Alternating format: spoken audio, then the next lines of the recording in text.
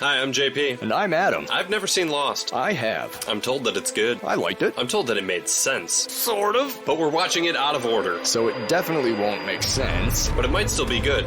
Since we won't expect it to make sense, we'll still be able to appreciate each episode on its own merits as a 1-hour story. Sometimes 2 or 3. As opposed to just a fraction of an ongoing, sprawling, and increasingly complex tangle of relationships, personal stories, mysteries, mythologies, experiments, social dynamics, unnatural disasters, unanswered questions, and hot tropical hookups. Are you okay? I'm not sure. Because you lost me a little bit there at the end. Well, good, because I've been lost since the beginning. We're lost on Lost. Welcome, everybody, to Lost on Lost. I am JP Russell, and even though my IMDb says that I was the key grip on Turtle Island, I was not. I am joined, as always, by everybody's favorite raft buddy, Adam Boucher. That is true. I love rafts, and I love this show, and I am some folks' buddy. Just never all at the same time. I'm a multi-hyphenate. So, Adam, really quick before we get started. So I was reading this article, skimming an article, about the subconscious mind. Yes. And it talked about the nonlinear nature of the subconscious thought process and the mind's ability to generalize and organize kind of on its own. And I only bring that up because after that, I was on our Lost on Lost Twitter, which y'all should follow at Lost on Lost 1. And I noticed our banner photo, and I made that before ever watching the show. And I don't know if you've ever noticed this. I photoshopped myself between Saeed, Sun, Jin, and Locke. And you're between Jack and Sawyer. And I don't know if that means anything. I know. I guess that's one of the... That'll be a classic Lost on Lost conspiracy.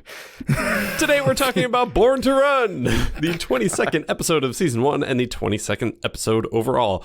Our centric character is the Easy Bake Oven Fan Club President Kate Austin. Born to Run takes place on the 43rd day after the crash of Oceanic Flight 815. This is only one day, and that blows my fucking mind. Adam, do you have a recap for us?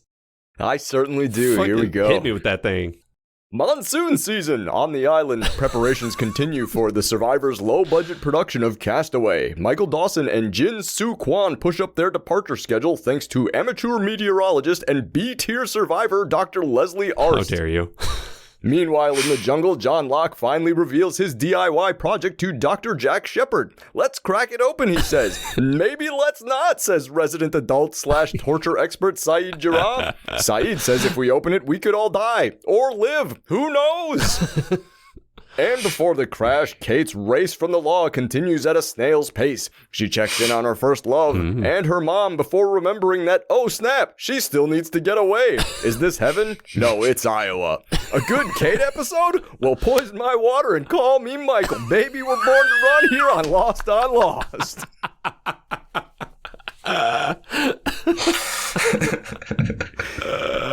We have a guest. Oh, we do? Just like last time. Who is it? But this time it is Micah Pollard. Oh, yeah. Howdy, hey. Welcome to the show, Micah. So glad to have you. Nice to be here. I'm very excited. So, Micah, why don't you, let's find out a little bit about you. What's your history with Lost? Oh, did you watch Lost back in the day when it originally aired back in 2004 to 2010, whatever it was? So, I was quite young when this originally came out, because all y'all are quite a great deal older than I am. It's a diplomatic way of putting it. Oh, yeah, you're fucking old. Yeah, yes. So the biggest memory that I have with Lost is watching the first episode on TV one night, which involved, I think, the pilot being ripped out of the pilot seat by some unseen force, and there was a big mystery on what that was, and and I know that was back when we didn't have like DVR or like streaming services, so I saw that one episode and never went back. Okay, you were like, this ain't for me. Not even that. It just was like, I don't know when this is on. I watch cartoons and stuff, you know? Yeah. I go see some Power Ranger episodes. So then, what do you watch nowadays then? Like, what sort of TV do you go for here in the present? Recently, I've really been, like, going back and, like, doing a lot of DC stuff. So, like, I'm watching the old, like, Justice League animated series, all of the stuff that they're doing on HBO, like Doom Patrol, Titans. Sure. Yeah. That kind of stuff. I usually kind of stay more towards like fantasy and fiction. Sure. I know some, like you guys like have a more, wide and varied, viewing, kind of stuff, but I like to keep out of reality as much as possible. Oh, well, excellent. You want to get into Born to Run? We probably should, right? Let's do it. Let's fucking do this. So Born to Run originally aired on May 11th, 2005. It was written by Edward Kitsis and Adam Horowitz and was directed by Tucker Gates. All names that folks should recognize. Edward Kitsis, y'all know from the one episode he wrote of One Tree Hill, and Adam Horowitz was the writer of Once Upon a Time, Wicked is Coming, Once Upon a Time, Journey to Neverland, Once Upon a Time, Price of Magic, and I can only assume Once Upon a Time, Tokyo Drift. And Tucker Gates was the director of an episode of Parker Lewis Can't Lose, and I don't know what the fuck that is. So, He can't lose. He can't. he can't. It's the title and a fact. All right, well then let's get started on it. We open up with a corn hotel in the middle of a cornfield, and we see somebody. We don't know who. Yeah, just a blonde woman. Yeah, just a blonde woman. I wonder who it could be. They seem to be doing something sort of esoteric. They're changing some license plates on a vehicle and sneaking into a hotel room.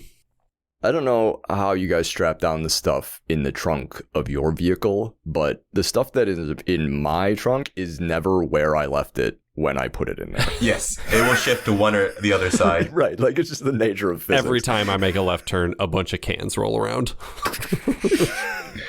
I want to say, if you have that many license plates, right? Wouldn't you get like a magnet system for the license plate instead of like continually like screwing it on and off again? Yep. That's what I thought too. I was like, man, the using the screwdriver is very time consuming. But maybe she spent all of her money on a license plate rack for her trunk and couldn't afford magnetic license plates. Could be. Let me just get on Google real quick. License plate rack. Okay. She surreptitiously, removes this plate, grabs a towel from the housekeeping cart, and heads into the room to start dyeing her hair. It's Kate. No, she starts dyeing a wig. That's a wiggy ass wig. Yeah, it's obviously a wig. What? Wait a minute, what? But yeah, it turns out it's Kate. Oh my god. Oh, that's right. It's She's on the crazy run. It's crazy because from all those opening wide shots, I was like, in my head, I know this is Kate. But I was like, that looks like Claire. Yeah, totally. Like, yeah, it was the same sort of hair color. We're gonna have to. We'll circle back around to this, but I'm very confused at Kate's level of being off the grid, because this opening scene, you're like, yeah, she's got this down, right? Like we also don't know how long exactly she's been on the road. It's been a while. But you know, she's got this shit down. She's like, yep, I know that family's leaving. I'm going to wait for the housekeeper to move. I'm going to slide in the room, turn on the thing. I know I've got maybe a couple hours now where I can shower, do my hair. She seems like she's got this down to a pretty good science. Yeah. Could you imagine being the housekeeper, like coming back and like, what the fuck? Like there's dye all over the place, and you're like, I just cleaned this shit.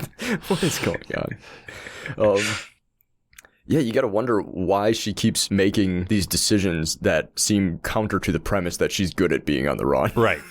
Yeah. There's a whole bunch of them. Yeah. She goes up to the main desk of the motel and picks up a letter for Joan Hart. So she opens this letter, and it's got a little bit of cash in it, and it makes her start to cry. Who is this letter from? Yeah, I tried to read it quickly without like pausing it, but I didn't want to like sit there and overanalyze it. You did pause it? Yeah. Could you make you out can't what read it? it. Oh, okay. Yeah, I mean, there's like bits and pieces, but by and large, you're not going to get the general idea of the letter. Well, we don't need to know what's in the letter. She's emotional. It's bad news, whatever it is. Right. But my thought when she was doing this was she had created a dead drop for herself. Right. Like, you know, she knew she was going to be going to this place, so she mailed a letter to there. You know, and it's that's what I thought. I was having thoughts in my head of how you deliver food to yourself if you're hiking the Appalachian Trail and stuff like that. You just send it to a post office 60 miles up the road and just like general delivery, and then you can pick it up and grab it when you're passing by. So it made me think of sort of that sort of thing. But then she was crying and had money. I was like, okay, well, it's not from herself. Unless she was like, do you remember that time that we did this thing? I was like, what? I don't know. I just listen to our own podcast and make myself laugh when I talk. So, I mean, it's kind of the same thing, but different. From there, we cut to the beach. Back to the present. Holy shit, there's a lot of jumping around in this one. There is. Charlie comes to talk to Claire with his guitar. Yeah. He talks about his potential newfound fame post faking his own death on accident. Now, I don't know where this fits in Charlie's like acquisition of new heroin on the island, but he seems kind of doinked out. Like, he seems way more animated than... He does seem a little manic. Yeah, I don't know. I think he's just excited because they think that they're gonna like get rescued because of the stuff that's going on with the raft or boat. Yeah. And the other thing that makes me wonder too is like maybe he's finally got past the junk sick part of it and he's clearing up and that could be his creativity is returning and he's starting to see a little bit clear headed too. So like I was wondering maybe it was part of that. Okay, I'd believe that. All right, I will cross out all the rest of my Charlie is high notes. Got it. But he could be. That's the thing. We don't know. Yeah. We're still kind of in the dark here. Even though this is our 24th episode of Lost on Lost. We watched basically a season's worth of Lost. Yeah. Yeah. I will say, I did have a visceral reaction just in seeing a white guy carrying around an acoustic guitar. Oh, yeah. Like, I didn't know who the character was, but I was just like, fuck this guy. Yeah. Fuck this guy. Well, and the chords that he's strumming are so bad. You're like, oh man, you want to play like Your Body is a Wonderland, but you just don't know the second chord. The two of them, they look over down the beach and they see the raft is still under construction. They're, this is a part of an ongoing thing throughout the season 1 is the construction of this raft. And there's some sort of commotion going on. And Dr. Arst, the man Leslie. Second appearance on our stupid podcast of this guy, and I love him more and more every time I see him. Is it because of his kerchief? Well, that's part of it. Yeah. One thing that I do love about Leslie is the way he dresses. He still manages to have a look. Like everybody else's look is like Survivor, dirt and sweat. Like Leslie's like, okay, it's hot here. Yeah. Like if I get too overheated, I can soak this kerchief, keep my neck cooled down. Like, yeah.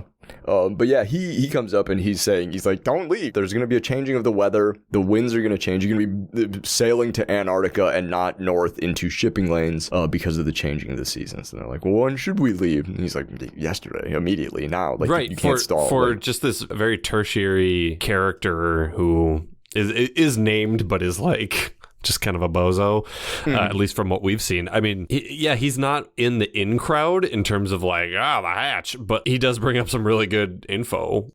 Yeah. Well, and this goes to something that Hurley mentions a lot, not only just like throughout the history of this episode, that there are certain survivors in the thing that are treated like they are not as important by the important characters on the show. Leslie brings up, like, yes, he can be a little bit like grating at times on his delivery because it's always sort of like the sky is falling type of thing. But he's oftentimes not wrong. Yeah, absolutely. And he's still sort of relegated to this like second tier of survivor-ness, which is strange. That's where I would be if I was on the island. I'd be second tier. No, absolutely not. I would kind of want to be in the second tier because, like, you look at what the first tier survivors are getting into, and a lot of it's nonsense. Yeah, just someone like sitting in the back, like, you shouldn't do that. Okay.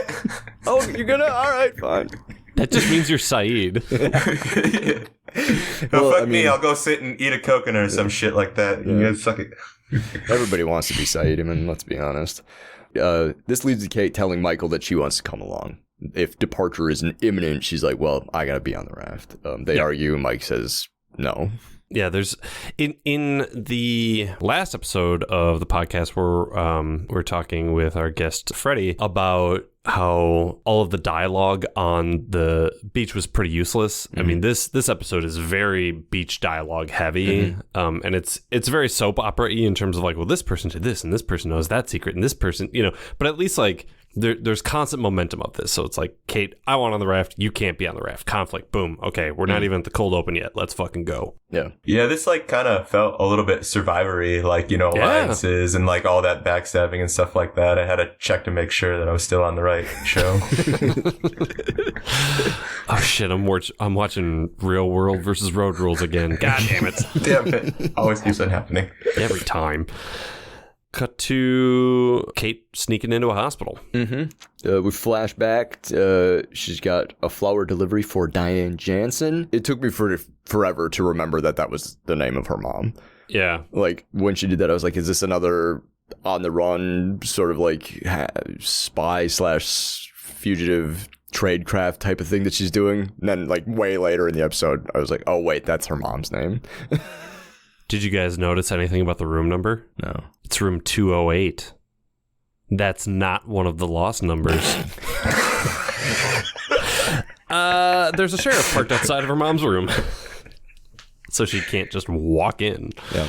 Just reading the paper. Super vigilant. Eyes up, right? Head on a swivel, as always. Fucking good. You know, if I was in her situation, I would just walk right through. Like, he wasn't paying attention.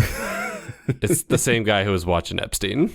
Oh, no. Oh, no. Is that choking noise? Whatever. I'll have to look at it later. I'm sure it'll clear itself up. From there, she then heads out to the parking lot and breaks into a car owned by a dude named Tom, who recognized her and is not frightened by it, I guess. Hey, he's a little sweetheart, Tom. I liked him. All the Toms we know are sweethearts. It's so good to see you, Katie. Why are you in my backseat? Yeah. She's like, I'm just testing you. This is how most people get murdered in their cars. You need to fucking step up your situational awareness. I gotta say that it feels like this is something that she's done before, and that's why it's so cool about it. Like, oh, Kate's in the back of the car again. Huh? Yeah. That's how she meets all of her Tinder dates. So, Kate needs Tom's help. yeah, whatever. Cut back to the island.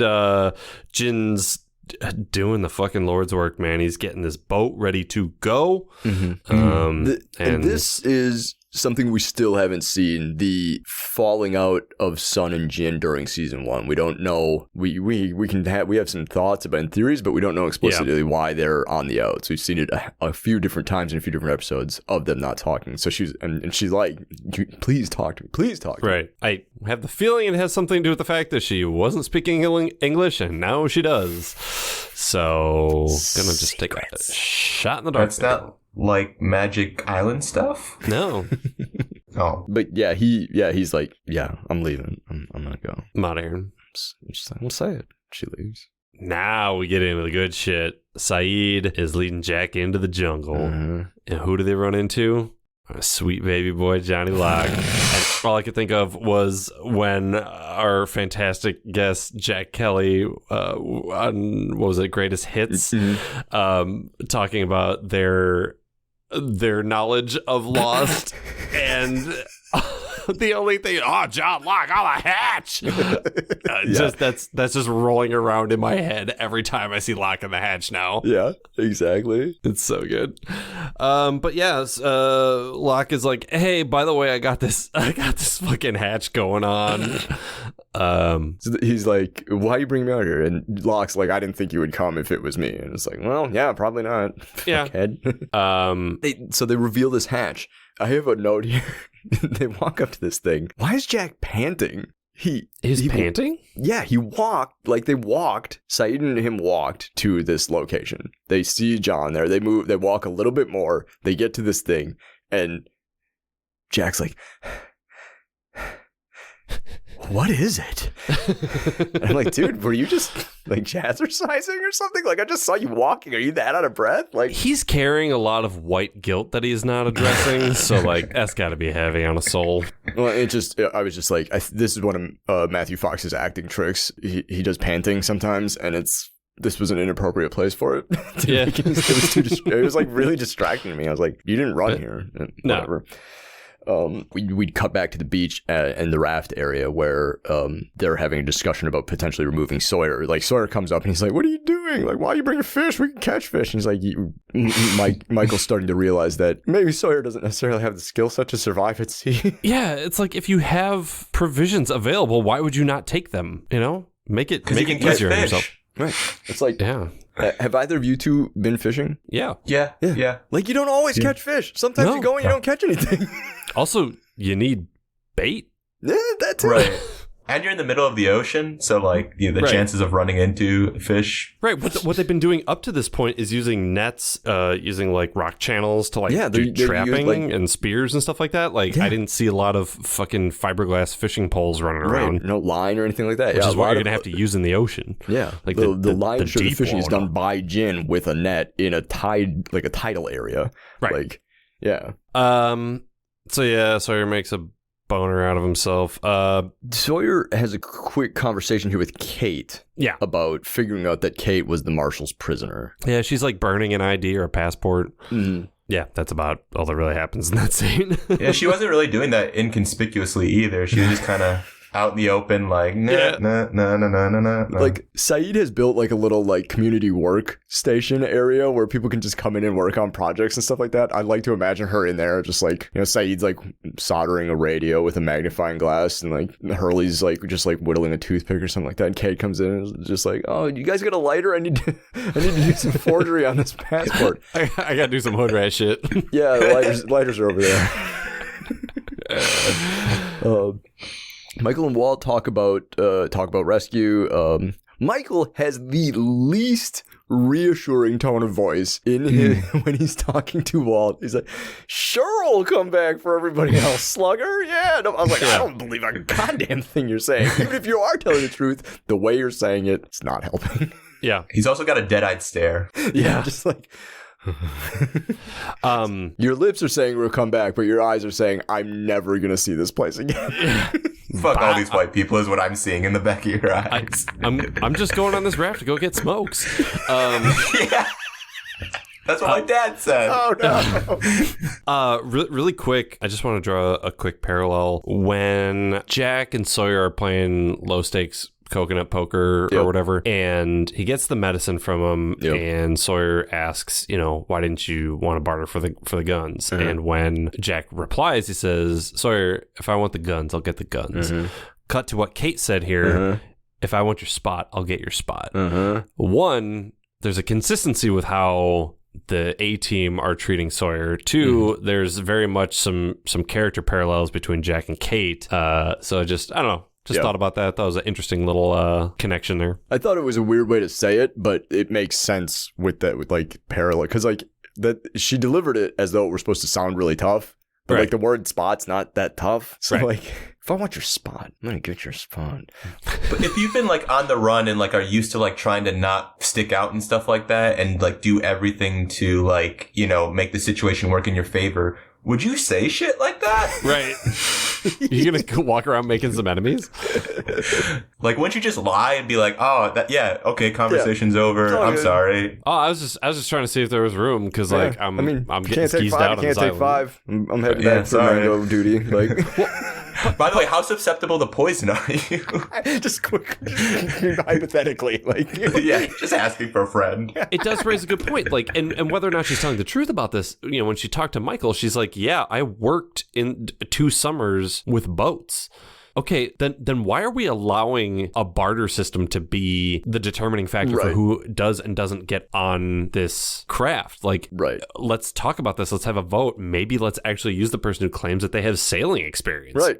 And like Michael himself, like he sort of like brings that point out without saying anything about it. He's like, well, I get to go because I built it. It's like, the guys who build the ships don't drive them. Right. Usually their job ends when the boat's built. By the transitive properties of the schoolyard, he built it, so he gets to play with it.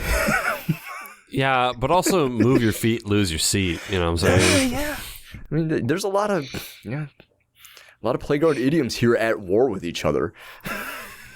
Wait, did you say transitive property of the school? Yeah, it's transitive. Okay, yeah. You want to fight about it? That describes it. Thank you, Micah. That's much more clear. Michael all of a sudden has a tummy ache. Ooh, yeah.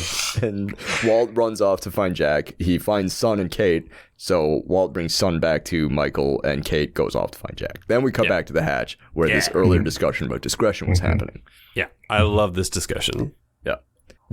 So Locke is like, or Jack's like, why didn't you tell me about this? You've known about this for 2 weeks. And then Locke comes back with why didn't you tell everybody about the case where they're full of guns? It's like, you know, it's all about discretion, you know, blah, blah, blah, blah, blah, blah. And I love there's a quick shot of while they're having that back and forth of Saeed's eyes just going back and forth.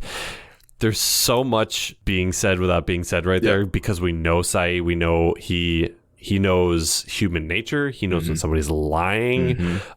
He is very much a third party in this conversation without saying anything. Right. Like sort of an untalked, a thing that doesn't get talked about a lot about Saeed's skill set as being taught how to be an interrogator and a torturer by his military service.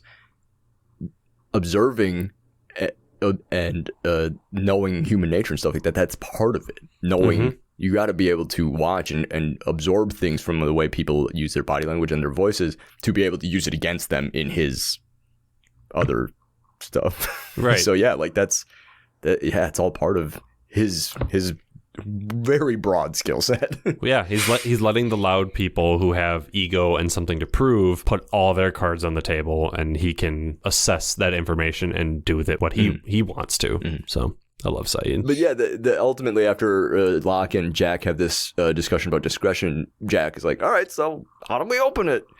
And Saeed's like, Saeed. What? Yeah. And it's so good because we the audience have now looked at the hatch. Locke's been looking at it nonstop, but he's been looking at it with tunnel vision. He's like, there's no handle on the outside, my guys. What the fuck do you think is down there? Like, there's a reason it's not opening. Yeah. Yeah. He has a couple of really good reasons that are completely, like, didn't even cross John and Jack's minds. Just like, it's like, there's no handle. Love Saeed. There's no handle. You're not supposed to open it from out here. It's welded shut. Yeah. Leave it. Let's bury it. And as this conversation's getting rip-roaring good, Kate comes running up. Michael's not feeling well. Jack, you gotta come back to the beach. His tum-tum. This was a very quick moment. But like you hear Kate shouting, Jack, and he just like shouts back. I kind of like that. It's like, yeah, we're over here. Like, like, oh, that's actually kind of a thing that would happen. We're in the jungle. Yeah, they jog off. We flash back to Kate and Tom are at Tom's house getting Diane an MRI. They have a little conversation about Tom's wife and kids, and she's out of town, Cedar Rapids or something like that.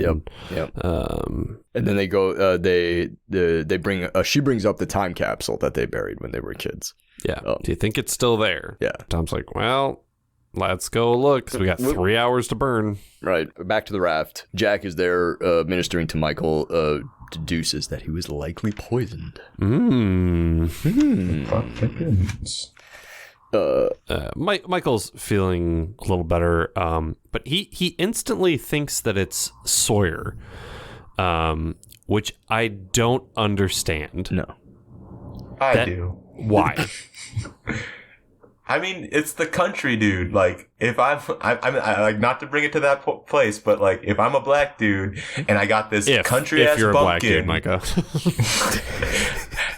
I'm a black dude. I'm like, I don't trust this good old boy over here. This motherfucker is like all pissed off already and like being a dick. I don't trust him, and I'm not feeling good anymore. And he like kind of made some like remarks that were pseudo like kind of weird and odd. So I'd be like, nah, it's him. But up until this point, Sawyer's seat was still secure on the raft.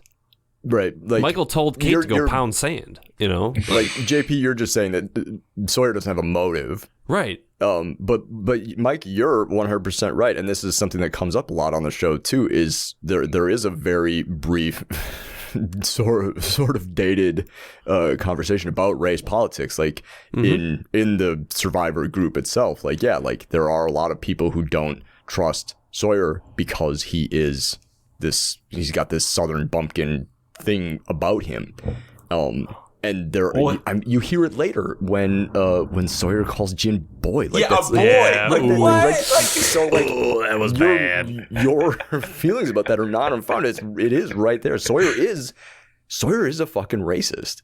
And so if you want to talk about no practical motive for Michael to think that it was Sawyer, sure. But motive, yeah, maybe this racist poisoned me. Yeah, make that boat a creamsicle. That's his motivation is he's a racist. I'm just saying, like, if I were thinking about that, I'd be like, but if Sawyer's going to poison anybody, he'd probably want to poison Kate, so she stops trying to take his seat on the boat. Yeah, and that's, but there's no, like, he doesn't have to worry about Kate. She's not like a element. She's already kind of shot herself in the foot already with Michael. True. Yeah, that's fair. Yeah, it's just, I don't know. It's weird to me that his gut reaction was Sawyer, but I understand what you're saying. He is a piece of shit. And there's some other sort of investigation happening at the same time while Jack is ministering to Michael. Locke is sort of questioning people around the raft. He's talking to Hurley. He's like, what do you do? He's like, and Hurley's like, I'm on bamboo duty. Yeah, sometimes I have water, but I'm mostly here to get bamboo. I fucking love this scene. This is so good. And this is the thing. Hurley's got this fucking line, which is the preeminent question that I always have. Why would Kate poison Michael? Well, you know, the whole fugitive thing.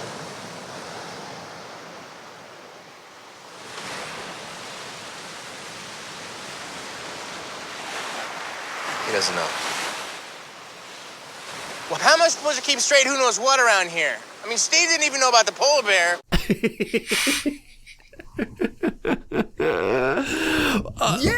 Do we know who Steve is? He's the guy that might have gotten killed later, or he gets confused with Scott Steve. often. Scott or Steve. Scott There's a very simple thing that should be happening on the island every morning, and it's everybody getting together and taking stock of what's going on. The situation on the island changes every day. You're in heightened circumstances. How much water do we have? Just a safety meeting in the morning. Exactly, a safety meeting. Exactly. They do them on film sets every morning. All right, come on, everyone come on in. Okay, we're running low on mangoes. We only got 6 gallons of fresh water, so these things need to happen today. Also, there was a rock slide near an area where we were hunting, so just keep clear of that area. You know. Also, John found a big ass septic tank in the forest. Yeah. So like, if you want to weigh in on whether to open it or not, Saeed's having a meeting at 3:30. Like. Well, so think about this from all of the non-like A-team characters. There's all the background folks, like the guy in the last episode who's just banging on the metal. Yeah, trash can man. They're probably just like, oh man, we've been on this island for 43 days and we still don't know who the U.S. Marshal was transporting. There's just like, but like everybody, all right, everybody come clean. What's everybody's say? Like, oh yeah, I'm a war criminal. And just like right at the top, like an AA meeting. It's like, okay, we've been here for a week. We're obviously not getting arrested. We're gonna go around the circle. Just everybody do a share. Stand up. Hi, my name's Dr. Jack Shepard. I'm an alcoholic. I was in Sydney to get my dad's corpse. Also, I saw my dad in the jungle a few days ago. Yeah, I've been hallucinating that my dead father's still alive and wandering out in the jungle. Yeah. Good to know. But there's one guy that's like, my name's Steve. I took an extra thing of peanuts on the flight. Yeah. And I feel really bad about it. My name's Daryl. I was on the wrong flight. I was meant to get on a flight to Tokyo, and I went to the wrong gate, and I'm really, really sad about that. My name is John Locke. I was in a wheelchair. Now I'm not.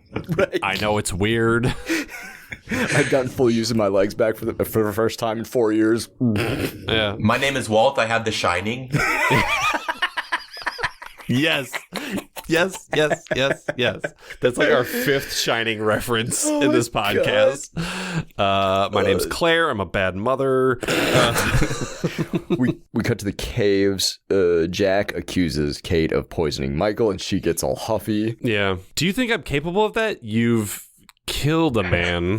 Which I don't know if he knows. Oh, that's fair. Because I don't know if she's yet told anybody the reason why. He knows that she was in custody. He knows that she was the marshal's prisoner. I don't think he knows why. I think she was going to tell him, and he's like, don't tell me. Right.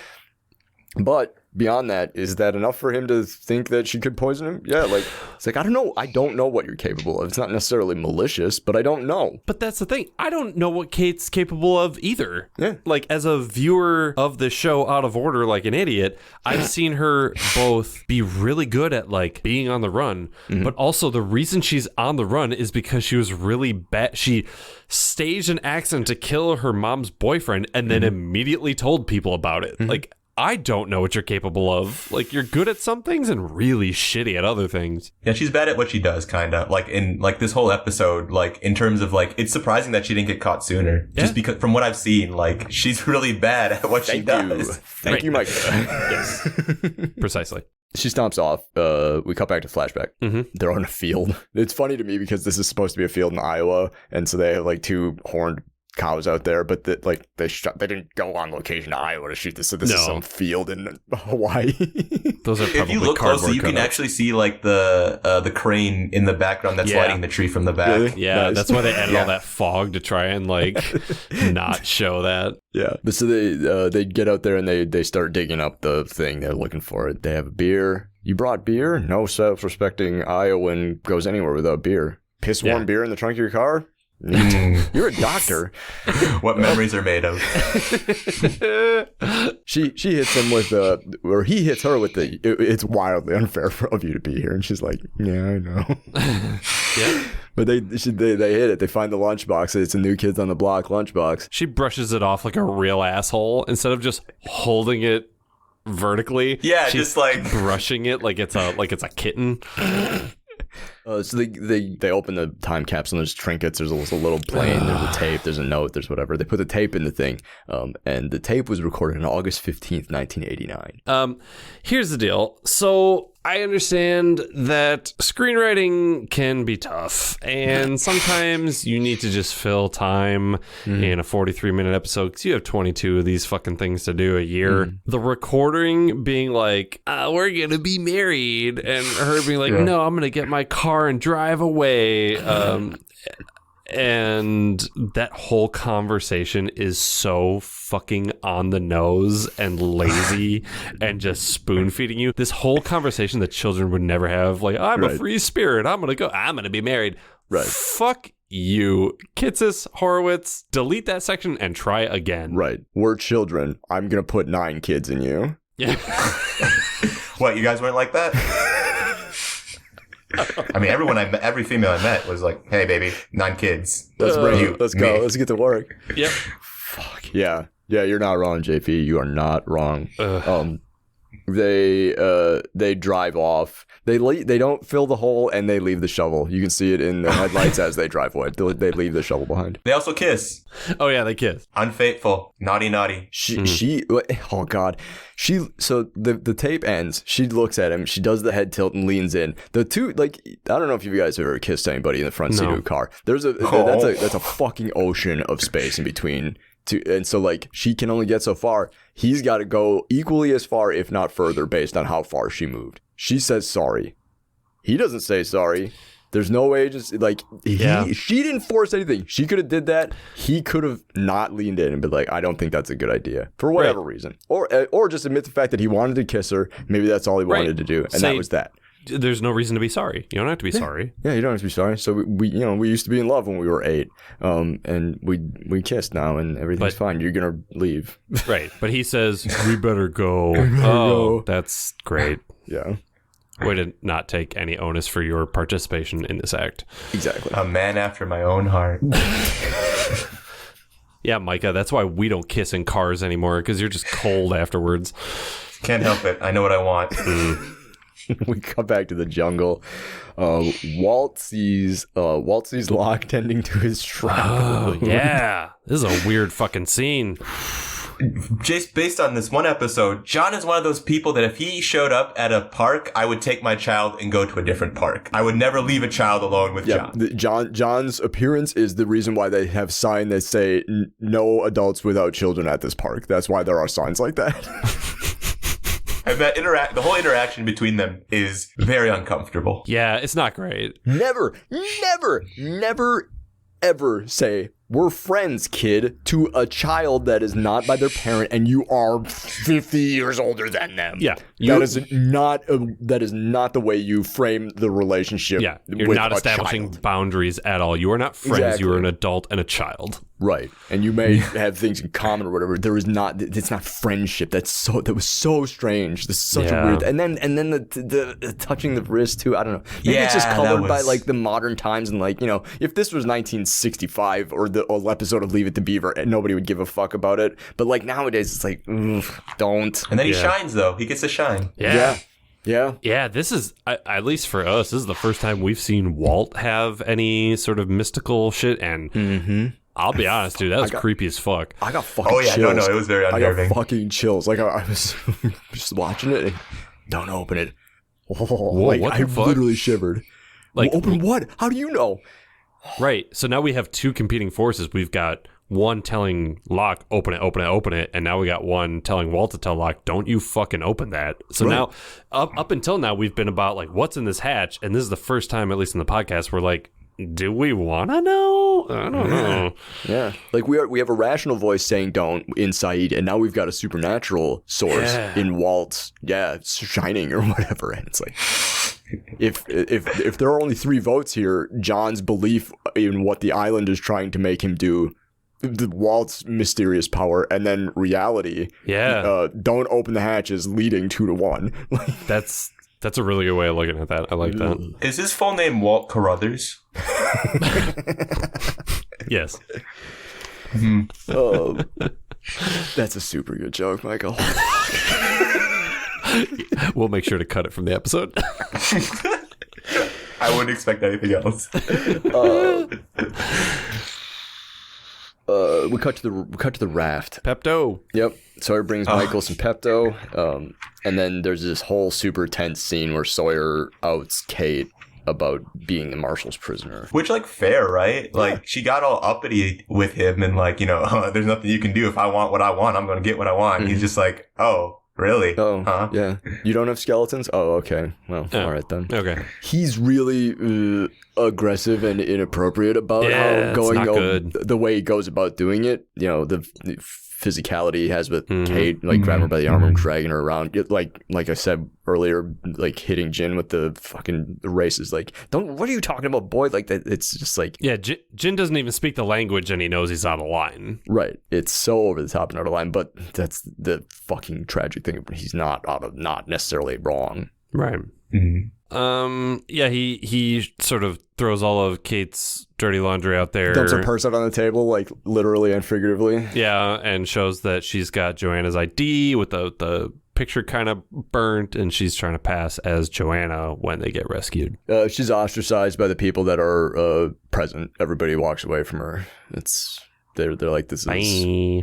I know everybody's got secrets on the island, but this one was not one that should have been a secret. Is it really that big of a deal either? Like, okay, so you were a criminal, but like, you know, all it really takes is like just being upfront and honest about why you're you were being, right. You know, it goes back to your meeting thing, like just honesty really would get everyone further. What hurts worse, the crime or the cover up? If Kate would have been upfront about it, she's like, yeah, I was, you know, she could have said, you know, yeah, it was for a violent crime. It was just like, she could have spilled the whole beans, and more than half of the survivors probably been like, yeah, all right. Yeah. It was tax fraud. Yeah, whatever, you know. I torrented some stuff. Like Saeed was upfront about who he was. He's like, yeah, I'm a former Republican guardsman in the Iraqi army. Like, yeah, that's who I am. And they were like, all right, the Gulf War was 15 years ago. I think we're all right. Who you were doesn't matter. Who you are now, who you are as a contributing member of this group of people trying to survive is wildly more important. Mm-hmm. Maybe all that old shit will matter if and when we get rescued, but right now, no. Right. The important thing is making it day to day and hopefully making it to that rescue. But that doesn't make for good TV. Yeah, that's true. I was going to say the only cop is dead, so you're fine. Flashback back to Iowa. Yeah. They're wheeling Diane in for the MRI. Kate says hi to her mom in the hallway. Tom goes on the corner. He's like, I'm over here if you need me. Once Diane realizes who she's talking to, she starts to shout for help. Which I didn't quite understand why. It shot my backup plan of maybe this letter was from her mom at the beginning of the episode. It destroyed my thought that might be the letter's from. Yeah, I guess we don't know who the letter's from. Unless the letter was I have cancer. I am really sad. I'll never see you again. Here's $80. What was it? Maybe from Tom, possibly. Maybe. No, because maybe Tom didn't know why she was back. And would Tom know her alias? Right. Her dad was Maybe like her special dad? forces or some shit. Yeah. He could set up a P.O. box and figure out how to get it to her. Maybe. Yeah. So, yeah, maybe the letter was Diane's dying. She still hates you. Don't go see her.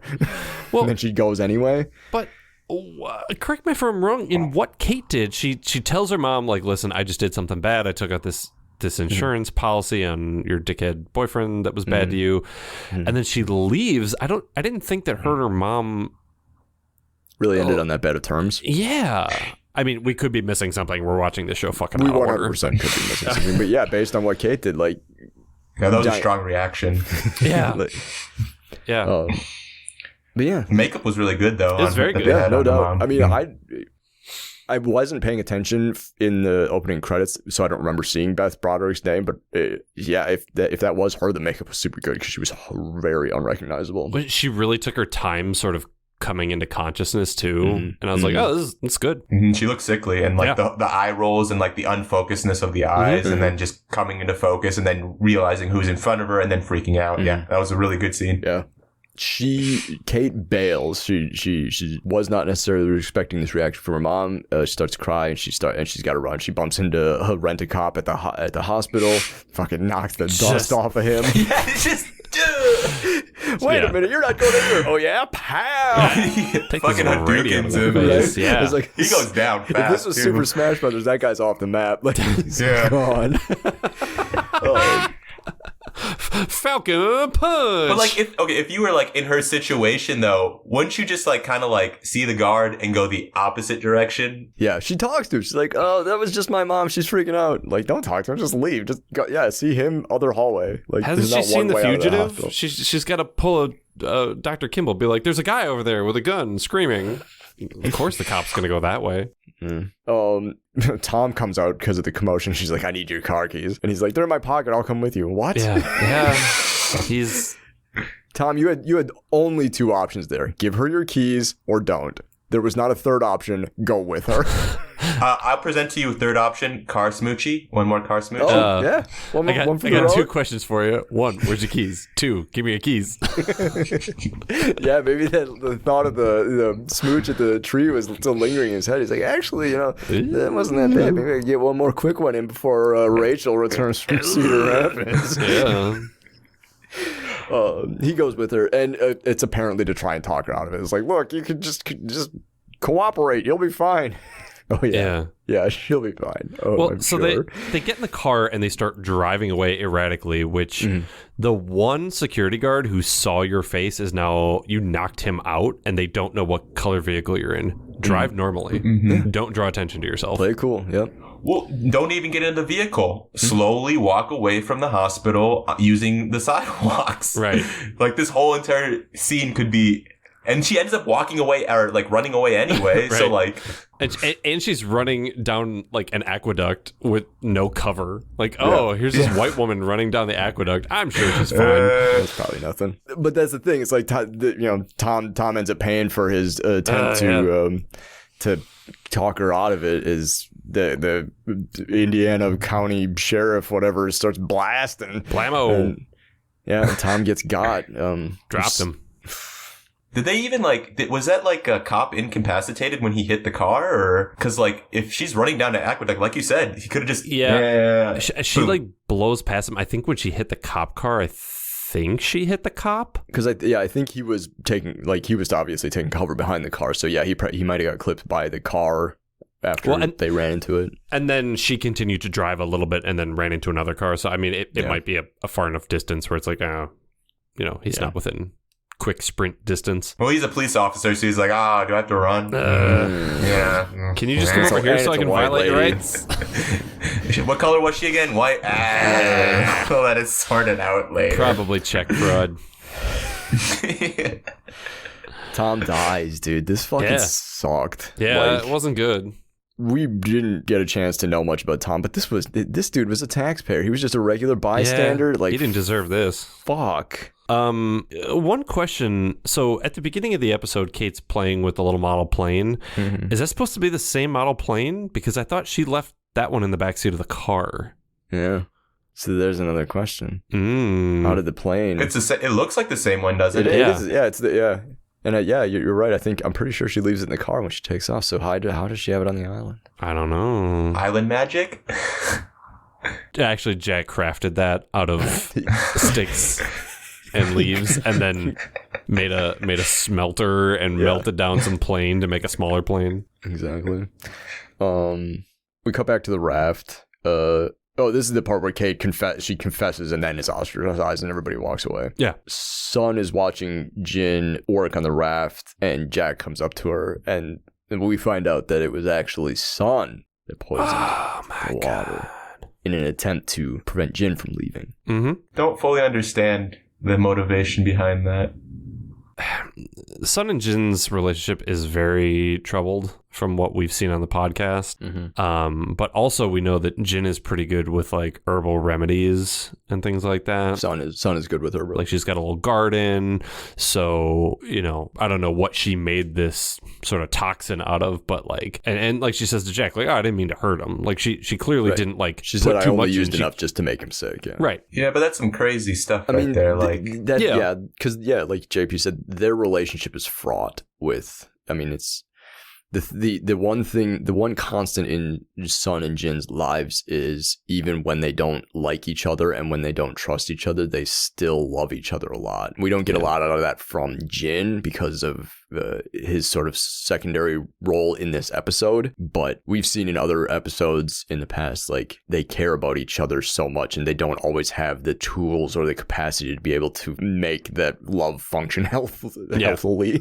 Mm-hmm. And that's part of it too, I think, is like it took so much for them to even come together in the first place that Sun is very much like she says it later in the episode too, it's like once I thought that once I found the man I was gonna love, I'd be happy forever or whatever. So it's like there's a lot of weight there. Yeah. And that phrase kind of, I don't know. Yeah. We'll touch on it a little bit more once we get there. But I mean, yeah, so and then the rest of the episode continues out, like we don't flash back or anything, we just cut around some various locations. We cut to Kate and Sawyer talking around a fire a little bit later that evening. Sawyer, you cornered me, and I believed you. That's why I had to call you out.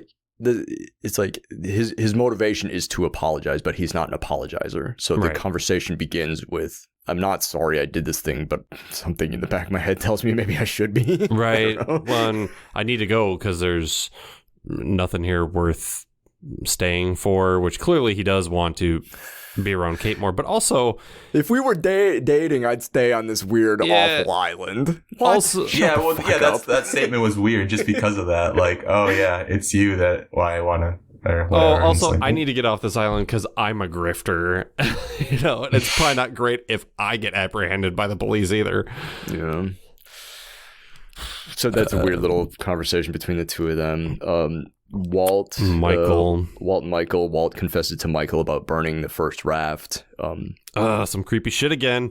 Michael kid's creepy. Yeah. Michael reacts to the thing better than he would have in the past, I think. He's like, I get it. It's like old Michael from several, early season 1 would be like, he would have flew off the handle, but he takes it. But then, it gets creepy from there. Michael's come a long way for being very much an absent parent to being forced to be a full-time parent. He's and he's still not, he's not perfect and never will be, but there's character growth in him, which is nice to see. Yeah. So Michael's like, you know what? It's okay. Like, I get it. You're scared. You're upset. We don't have to go. Somebody else can go on the raft. Yeah. It doesn't have to be us. It's okay. Like he's doing the very like he's upset, but he knows it's what's best for his son. And Walt very suddenly has pulled a 180 from not wanting to leave the island, saying, no, we have to go. And it's because of whatever he saw when Locke touched him.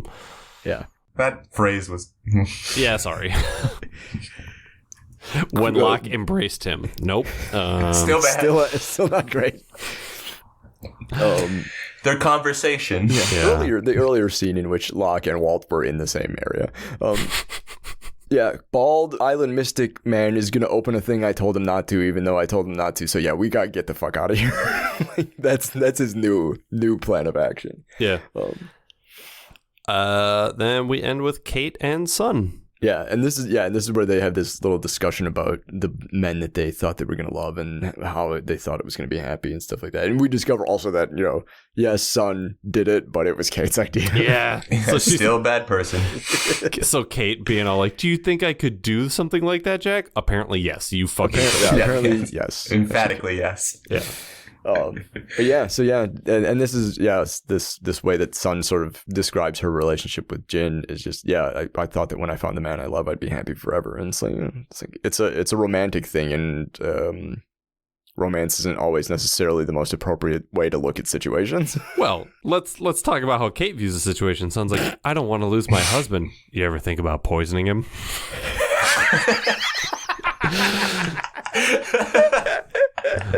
But she had to go, oh. Hey. Girl, you're right.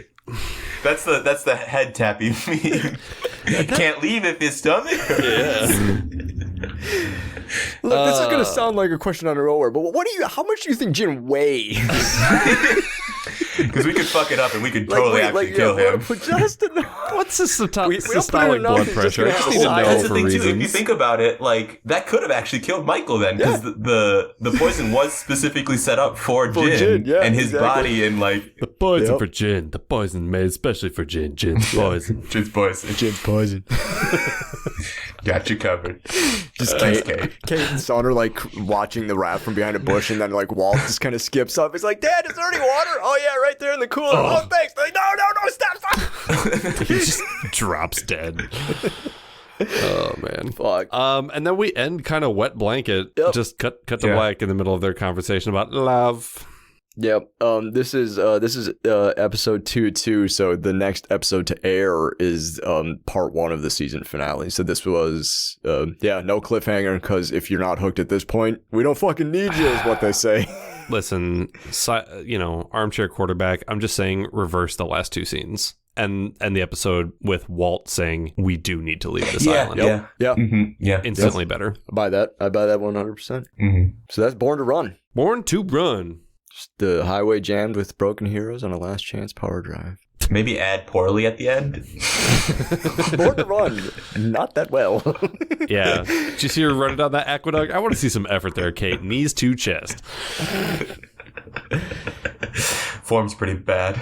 Yeah. Let's get into the end of episode segments, shall we? Yep. Did we like it? Did we like this episode, Born to Run? Micah, what are your thoughts? Yeah, I guess there's some elements that kind of got me oh yeah, I guess I kind of would like to know what's the deal with that. Yeah. JP, what do you think? Overall, yeah. Cut out all the Charlie shit. Which isn't actually that much. No, but just get rid of it. It's enough to be annoying. It's filler. Yeah, it's useless. Get those couple of changes that I had sort of suggested with the editing and a little bit more clear in terms of Kate's flashback just is a little messy, but all the island stuff for the most part I was digging. It was good. It kept me engaged. So sure. Adam? Yeah, save for a couple of wonky character decisions and a couple of little screenwriting things. You tweak, you shuffle a couple of scenes, you tighten up a little bit of editing. This episode is very high on the list of good season 1 episodes. It's very, very close to being an excellent episode. Yeah, there's a lot of that good spooky lost shit going on. Yeah, so it's just not quite pieced together in just the correct order. It's a solid B. Yeah, I call it a very, very to pretty good.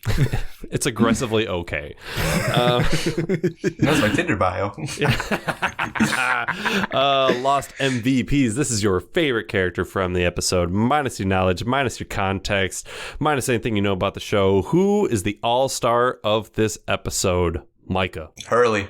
Yeah, baby. Why? I like his general visage. Mm-hmm. There you go. And I like you said, he actually said something that made a lot of sense. Yeah. And we've kind of talked about it throughout the episode, but if you guys would just tell each other instead of playing these weird secret games, I think you'd find that things would go a lot more smoothly. Yeah. Mm-hmm.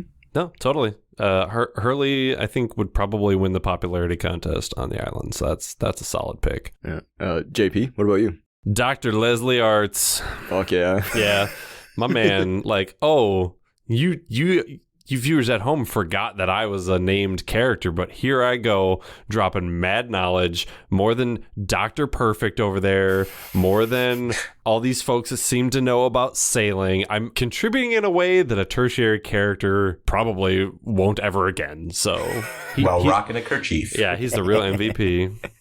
Busher. I'm going to echo Micah here. Hurley. Fuck yeah. Bring attention yet again to the fact that information sharing is one of the most important tools that they have. Micah, you created the comparison earlier. If they would treat this situation like a life and death situation like it is, as opposed to an episode of Survivor, the reality television competition show, they would be in such better shape. Yeah. A survivor didn't know that there were bears.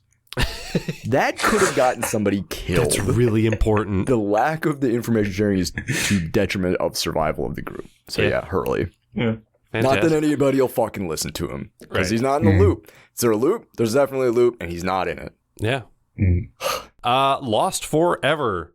Who sucked shit? Who's your least favorite? Who do you want to vote off of this Survivor Island? Micah. Does it have to be someone from the island, or could it be for someone from the flashback? It could be someone from the flashback. Just this episode. All right, then that cop, Wait, which one? The one that shot Tom. Oh, okay. The cop at the end, not the cop from the beginning, the cop at the end. Yeah. Yeah, no, that man was just reading his newspaper. He was doing his, I can't fault him for that, but, I don't, it's just that one thing where it's like, why is it always got to go straight to the gun? Like, is that really your best tool in this situation? Sure. No, yeah. You got a radio. They can't outrun the radio. Yeah.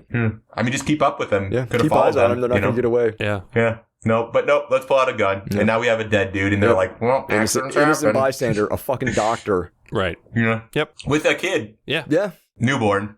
Fuck. So, never good. Fuck that police officer. Yeah, there you go. Good call. Yep. JP, you're lost forever. Dr. Leslie Arts. Oh, this is a roller coaster.